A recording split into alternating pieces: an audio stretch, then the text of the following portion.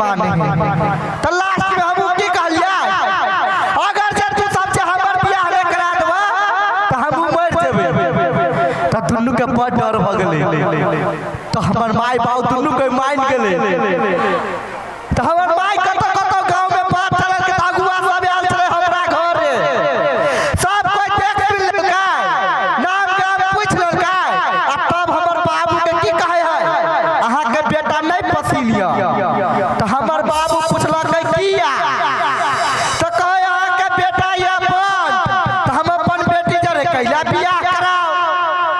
मरबै में तो टेंशन वाला बात भ गेलै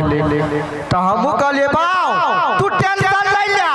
कैला कि एगो लड़की के हमहु लाइन मारै छियै उहो केकरा से पता है कलकतिया वाली बेटी के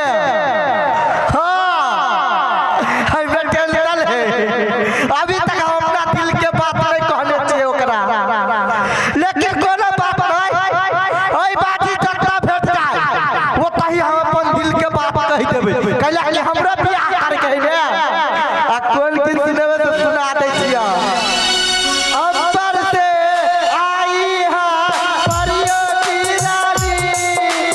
देखू से होती है सबको है रानी सुंदर सा मुखरा है फूलों की जैसा होगा ना दुनिया में कोई भी ऐसा ये के सुनेबे हम अपन दिल के कहबे